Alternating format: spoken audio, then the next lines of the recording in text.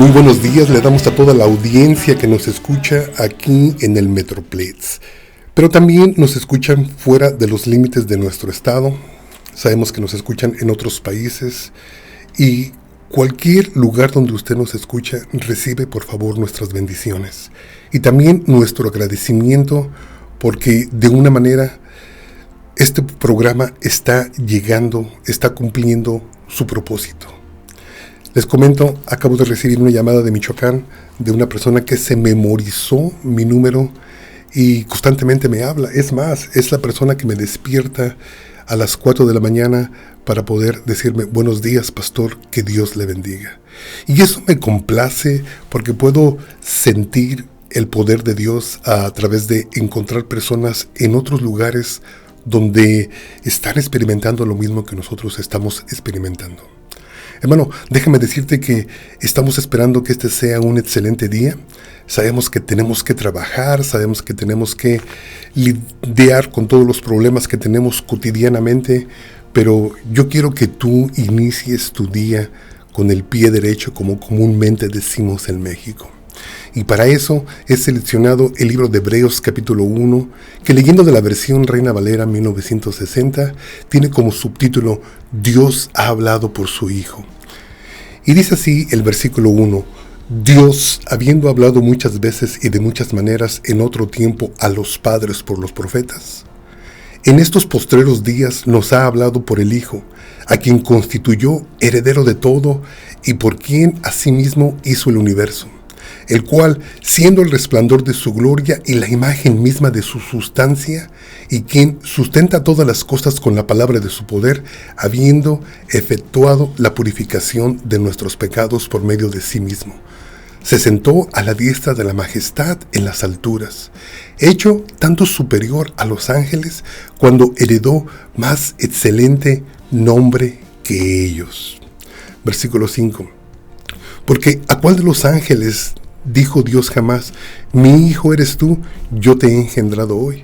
Y otra vez: yo seré a él por padre, y él me será a mí hijo. Y otra vez, cuando introduce al primogénito en el mundo, dice: adórenle todos los ángeles de Dios. Versículo 7.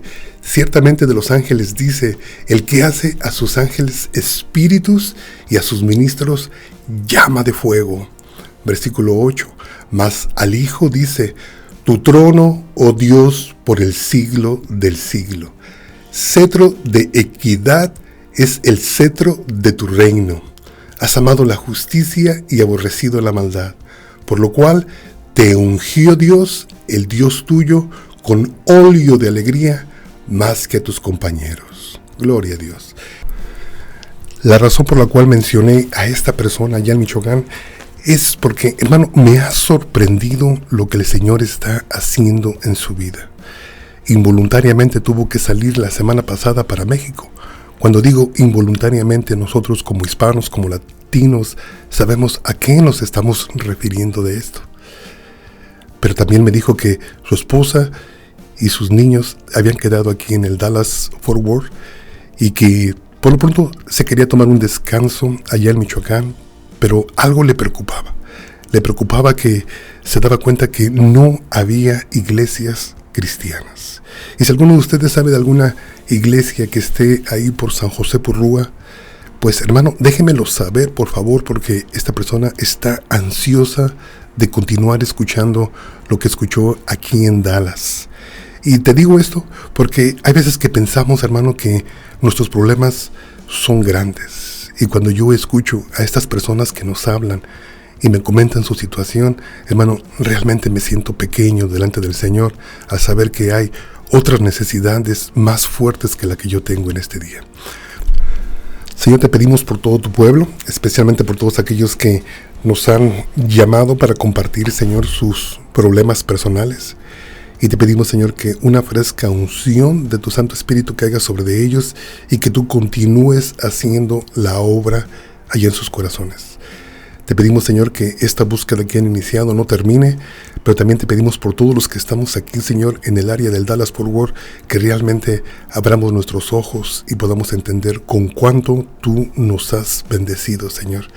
Que quitemos, Señor, todo malestar, toda inquietud, todo afán de nuestras vidas y que podamos vivir este día simple y sencillamente, Señor, con ese óleo de alegría, con ese manto de alegría que tú pusiste sobre tu Hijo y que seguramente, Señor, tu Hijo tiene toda la voluntad, todo el deseo de derramarlo sobre nosotros.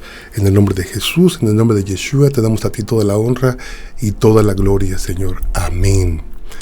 Vamos a continuar y hemos estado leyendo sobre el libro de Éxodo. Estamos en la última porción del libro de Éxodo. Estamos por completar este libro y nos hemos detenido en Éxodo capítulo 40. Nuestra porción de esta semana, según el ciclo de la Torá, se llama Pekudei. Entonces, vamos a leer de la versión Reina Valera 1960 en Éxodo 40, versículo 1, donde lee de esta forma. Luego Jehová habló a Moisés diciendo: en el primer día del mes primero harás levantar el tabernáculo de reunión, y pondrás en él el arca del testimonio y la cubrirás con el velo. Meterás la mesa y la pondrás en orden. Meterás también el candelero y encenderás las lámparas. Y pondrás el altar de oro para el incienso delante del arca del testimonio. Y pondrás la cortina delante de la entrada del tabernáculo. Después pondrás el altar del holocausto delante de la entrada del tabernáculo de reunión. Luego pondrás la fuente entre el tabernáculo de reunión y el altar, y pondrás agua en ella. Finalmente pondrás el atrio alrededor y la cortina a la entrada del atrio, y tomarás el aceite de la unción y ungirás el tabernáculo y todo lo que está en él, y lo santificarás con todos sus utensilios, y será santo. Hay una palabra clave en Éxodo capítulo 40. Y esta palabra clave la vamos a encontrar repetidas veces. Es la palabra unción, ungir, santificar, consagrar. Aunque ya hemos hablado un poquito sobre esto, ahora quiero irme por otro camino para poder entender algo que es de suma importancia. Para nosotros, la unción debe de ser simplemente quizás un simbolismo de consagración, debe de ser un simbolismo del Espíritu Santo, que lo hemos aprendido en muchas de nuestras iglesias, pero también debe de ser un principio. Para todos aquellos que nos consideramos mesiánicos, cuando nosotros encontramos algo en los primeros 5 libros de nuestra Biblia, para nosotros es un principio. Para nosotros no hay opción. Para nosotros es algo que debemos de continuar haciendo. Y yo no sé en qué posición tú estés, y seguramente muchos de ustedes están de acuerdo conmigo que las cosas tienen que ser ungidas, las cosas tienen que ser consagradas. Y quiero iniciar este proceso a través de algunos capítulos que ya hemos visto anteriormente sobre qué es o cómo se daba la unción y qué tipo de elementos se usaban para este acto que pareciera que fuera tan importante, porque si se encuentra en el libro de Éxodo y se le instruyó a Moisés exactamente en todo un capítulo que al finalizar la construcción del tabernáculo tenía que tener el cuidado de levantarlo y de erigirlo, y cuando estuviera listo él tenía que acomodar todas las cosas en orden, y al acomodar todas las cosas en orden él tenía que proceder con la unción.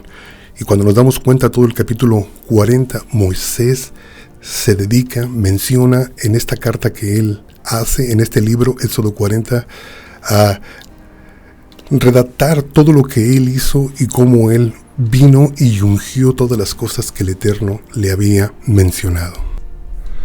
Hermano, solo quiero recordarte que en los tiempos en los que vivimos ya hemos hablado en otros programas que nosotros somos el tabernáculo del Espíritu Santo, que nosotros somos esa habitación donde el Eterno habita. Entonces, pero sí quiero remarcar algo que quizás muchas de las veces se nos ha olvidado. Por eso nosotros insistimos que los primeros 5 libros que nosotros mencionamos como Torah, que significa simplemente instrucción, son elementales, son esenciales para nuestra educación, para la manera en la cómo tenemos que hacer las cosas.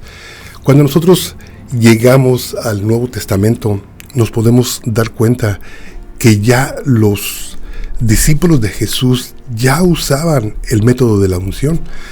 Déjeme ir a Marcos capítulo 6, versículo 13, versión Reina Valera 1960, donde se comisionó a los 12 discípulos que fueran a predicar el Evangelio, y en el versículo 13 de Marcos 6 dice así la palabra, dice, y echaban fuera muchos demonios, y ungían con aceite a muchos enfermos, y los sanaban. Yo sé que aunque está en las Escrituras y aunque estoy leyendo los Evangelios, no muchos de nosotros creemos en la unción de ungir a la gente con aceite. Yo mismo le puedo decir una cosa, que un día tuve una experiencia bastante vergonzosa. Una persona se acercó a mí, y yo, cada vez que una persona se acerca a mí para pedir oración, especialmente cuando está enfermo, pues agarré el aceite que siempre tenemos listo en nuestro altar, me ungí las manos para poderlo tocar, para poner las manos sobre de esta persona, y la persona como que se molestó. Entonces fue ahí donde me di cuenta que realmente hace falta mucho principios dentro de la iglesia. A lo mejor la persona se molestó porque pues no quería que se mancharan sus vestidos o su pelo, o no sé la razón. Fue un día bastante incómodo para mí, que todavía lo recuerdo, de casi después de 10 años de ministerio. Pero la unción que nos habla en Éxodo capítulo 40 es un principio para nosotros. Y aunque no es nada mágico, aunque realmente creo que quizás lo que el Señor quería era como todo lo que vemos muchas veces en el Antiguo Testamento, como ustedes le mencionan, es que el Señor quería a los ojos del pueblo que ellos vieran que ese lugar estaba consagrado, que ese lugar era especial, que ese lugar no era algo secular, que ese lugar iba a ser la habitación donde Él iba a venir y habitar en medio de aquel pueblo llamado Israel. Porque cuando continuamos a través de Éxodo 40 nos podemos dar cuenta que el siguiente tema que vamos a tocar es cuando la nube, después de que el tabernáculo fue ungido por Moisés, baja la nube y habita en medio de ellos, y es donde continuamente Moisés se comunica con el Señor. En el libro de Santiago, capítulo 5, versículo 14, leyendo de la versión Reina Valera, dice de esta forma: ¿está alguno enfermo entre vosotros? Llame a los ancianos de la iglesia y oren por él, ungiéndole con aceite en el nombre del Señor. Yo sé que hay bastantes congregaciones que están usando este método, y me da mucho gusto porque es un principio que podemos encontrar a través de toda la Biblia, y quizás no todo el mundo tiene una noción de qué es la unción, pero si nos profundizamos demasiado quizás no tengamos el tiempo suficiente. Pero yo lo que le puedo decir, hermano, si está en la palabra del Eterno, entonces yo lo voy a imitar, yo lo voy a hacer, porque yo sí comprendo que lo que la palabra nos dice a veces como instrucción es algo que nosotros tenemos que permanecer parados en eso y parados en la verdad. Porque si nosotros quizás no le encontramos el significado, quizás el Señor sí entienda por qué Él hizo las cosas. Ahora, déjenme decirle algo muy importante, porque no siempre tenemos que hacer las cosas a la ligeras.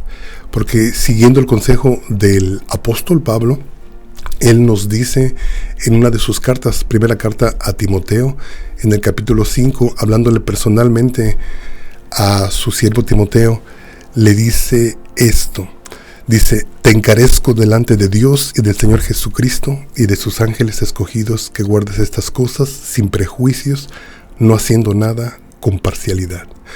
No impongas con ligereza las manos a ninguno, ni participes en pecados ajenos. Consérvate puro. Es un acto que realmente es un principio, pero que se puede convertir en un desorden.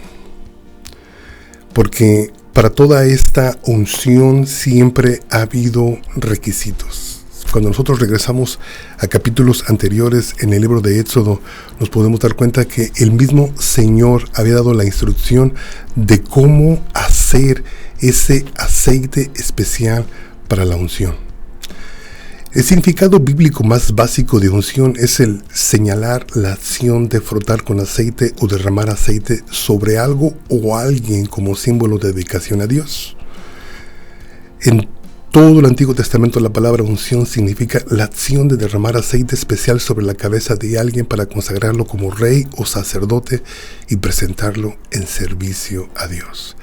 Cuando nosotros ya sentimos que estamos listos, que ya se acabó nuestro periodo de discipulado, que nuestro tabernáculo está en el proceso final, es cuando nosotros a veces decidimos subir a otro nivel y servir al Señor, quizás en la administración, quizás en la predicación, evangelismo, quizás como maestro, quizás como pastor. Y es ahí donde nosotros podemos empezar a imitar lo que la palabra del Señor dice. Lo que la palabra del Señor dice es que nosotros deberíamos de estar recibiendo la unción, pero esa unción tenía que venir específicamente a través de un profeta. Hemos de recordar que nosotros tenemos la unción del Santo, de Jesús, porque cuando usted se recuerda a un Jesús, se llamó a sí mismo profeta. Usted ha de recordar, ya sin leer las escrituras, solamente voy a parafrasear, cuando Jesús llega a Nazaret, dice un proverbio que se usaba mucho en aquel tiempo y dice: nadie es profeta en su propia tierra, dándonos a entender que él mismo se estaba autonombrando profeta. Pero también tenemos que entender que él es nuestro Redentor, él es el ungido, él es el Mesías, y como leímos al inicio en el libro de Hebreos, él fue ungido por Dios. Y para afirmar esto que estamos diciendo y poder entender un poquito más de los tiempos en los que vivimos y por qué necesitamos esa unción, yo quiero llevarte a la carta de Juan. Juan, uno de los apóstoles que quizás más tiempo vivió aquí sobre la tierra, en su primera carta, capítulo 2, en el versículo 18, dice esto: hijitos, ya es el último tiempo, y según vosotros oísteis que el anticristo viene. Así ahora han surgido muchos anticristos. Por esto conocemos que es el último tiempo. Salieron de nosotros, pero no eran de nosotros, porque si hubieran sido de nosotros, habrían permanecido con nosotros, pero salieron para que se manifestase que no todos son de nosotros. Versículo 20 dice: pero vosotros, o sea, pero ustedes, pero todos los que me están escuchando, aún yo mismo, mi familia, tu familia, todos aquellos los que hemos creído en el Señor, dice el versículo 20, pero vosotros tenéis la unción del Santo y conocéis todas las cosas. No os he escrito como si ignoraseis la verdad, sino porque la conocéis y porque ninguna mentira procede de la verdad. ¿Quién es el que tiene al Padre? El que confiesa al Hijo. El que tiene al Hijo tiene también al Padre. Lo que habéis oído desde el principio permanezca en vosotros. Si lo que habéis oído desde el principio permanece en vosotros, también vosotros permaneceréis en el Hijo y en el Padre. Y esta es la promesa que Él nos hizo, la vida eterna. Os he escrito esto sobre los que os engañan, pero la unción que vosotros recibisteis de Él permanece en vosotros y no tenéis necesidad de que nadie os enseñe. Así como la unción misma os enseña todas las cosas y es verdadera y no es mentira, según ella os ha enseñado permanecer en Él. Bueno, vamos a tomar el tiempo para más o menos interpretar qué es lo que el apóstol Juan estaba tratándole de decir en su carta a aquella iglesia. Número uno, lo que me llama la atención leyendo de la versión Reina Valera 1960 es cuando inicia el capítulo 2, en el versículo 18, tiene como subtítulo el anticristo. Y hay algo que me preocupa. Me preocupa que en esto que acabamos de leer surge anticristo, anticristos, y también surge últimos tiempos. Y también surge la palabra engaño. Entonces, yo puedo decirle honestamente que realmente eso es lo que constantemente estamos viendo en los tiempos en los que vivimos. Esto es lo que constantemente enfrentamos. Enfrentamos el reto de ser burlados, enfrentamos el reto de que estamos viviendo en estos últimos tiempos y de que el enemigo está a punto de manifestarse. Yo creo que ese era el énfasis que estaba tratando de hacer el apóstol Juan. Quería resaltar la necesidad de la unción. Por eso lo repite 3 veces al final de su primera carta en el segundo capítulo, donde él nos asegura que nosotros hemos sido ungidos y que con esa unción que nosotros recibimos de parte de él, que permanece en nosotros y que no deberíamos de tomar a la ligera algo tan preciado que nos están diciendo los principios bíblicos en los primeros 5 libros, la unción. Yo sé que muchos de nosotros, al iniciar nuestro ministerio, pareciera que solamente lo único que se nos haría falta sería un par de herramientas como una Biblia y un púlpito para empezar a predicar, una bocina y quizás un micrófono. Pero hay cosas también que no podemos ver, que son tan elementales y que son tan necesarias en los tiempos que vivimos, como lo que es la unción. O que simplemente que nosotros recordemos que esa unción ya se llevó a cabo a todos aquellos que genuinamente hemos creído en el Señor. Hermano, el tiempo se termina, es un tema bastante largo, pero si tú quieres seguir dialogando sobre esto, mi teléfono es el 214-212-7676 y yo te invito a que dialoguemos, a que descubramos, a que compartamos unos con otros cuál importante debe de ser nuestra vida el considerar la unción del Eterno. Que el Señor te bendiga. 214-212-7676 y estamos aquí para servirte. Amén. Que el Señor te bendiga, que el Señor te guarde, haga resplandecer su rostro sobre de ti. יברכך אדוני וישמרך, יאר אדוני פניו אליך וחונקה, יישא אדוני פניו אליך וישם לך